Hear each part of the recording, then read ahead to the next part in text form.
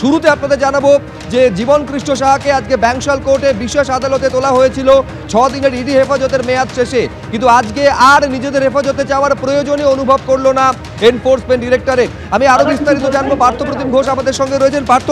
আজকে আদালতে যখন সওয়াল জবাব চলছে, এনফোর্সমেন্ট ডিরেক্টরেটের আইনজীবী তিনি যেটা দাবি করছেন, যখন এই নিয়োগ দুর্নীতির ঘটনা ঘটেছিল সস্ত্রীক জীবন কৃষ্ণ সাহার বঙ্গীয় গ্রামীণ বিকাশের ব্যাংকের যে অ্যাকাউন্ট, একাধিক অ্যাকাউন্টে 1,20,00,000 টাকা গিয়েছে,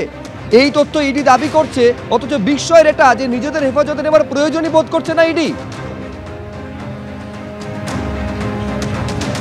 ইডির তরফ থেকে যে বিষয়টা বলা হচ্ছে, জীবন কৃষ্ণ সাহাকে তারা 6 দিনের জন্য নিজেদের কাস্টাডিতে পাওয়ার পরবর্তীকালে তার কাছ থেকে কিন্তু কোনো প্রশ্নের উত্তর তারা বার করতে পারছেন না, এবং সেই জন্য ইডির দাবি যে জীবন কৃষ্ণ সাহা সে যেহেতু সহযোগিতা করছে না, তাই বিভিন্ন ডকুমেন্টের উপর ভিত্তি করে পরবর্তীকালে প্রয়োজন হলে আবারও তাকে জিজ্ঞাসাবাদ করা হবে, তাই এখন তাকে নিজেদের হেফাজতে চাওয়া হলো না। এবং যে নতুন যেমন বিস্ফোরক যে তথ্য ইডির তরফ থেকে আদালতে জমা দেওয়ার যে নথি, সেই নথিতে উল্লেখ করা হয়েছে, তার মধ্যে অত্যন্ত গুরুত্বপূর্ণ একাধিক বিষয়ের মধ্যে সেটা হচ্ছে এই যে দুর্নীতি, সেই দুর্নীতির যে পিরিয়ডের যে টাকা, সেই যে টাকা এসেছে জীবন কৃষ্ণর অ্যাকাউন্টে, সেই বিষয়ে কিন্তু একেবারে ইডির তরফ থেকে স্পষ্ট করে বলা হয়েছে। ইডি জানাচ্ছে তারা যখন তদন্ত করতে নেমেছেন, সেই তদন্ত করতে গিয়ে তারা একটি ব্যাংকের হদিশ পেয়েছে, এবং যে ব্যাংকটি হচ্ছে যে বঙ্গীয় গ্রামীণ বিকাশ ব্যাংক, এবং সেই বঙ্গীয় গ্রামীণ বিকাশ ব্যাংকে যখন তারা সেই তথ্য তারা সংগ্রহ করেন, সেখানে দেখতে পান যে একাধিক অ্যাকাউন্ট রয়েছে। যে অ্যাকাউন্টগুলি রয়েছে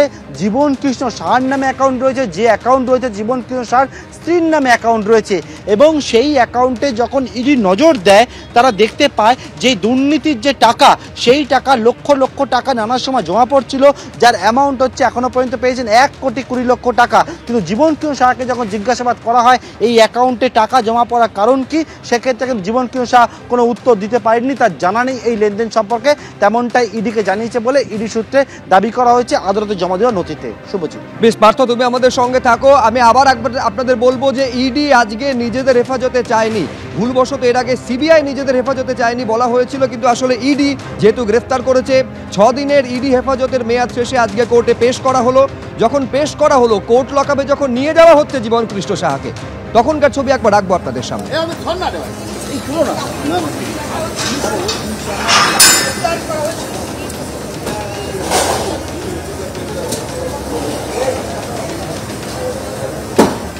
যা বলা চোখে করে দিই আপনারা সামনে যাই তুই ছোড়ে কি বলবি ইডিটা হলো, ইডিটা বাকি ছিল আমার, ইডিটা হলো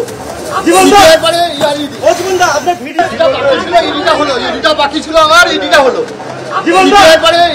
ও জীবনদা আপনার ভিডিও সামনে আসছে, টাকা চাইছে ক্যান্ডিডেট জীবনদা পুরো সব বাজে ভিডিও।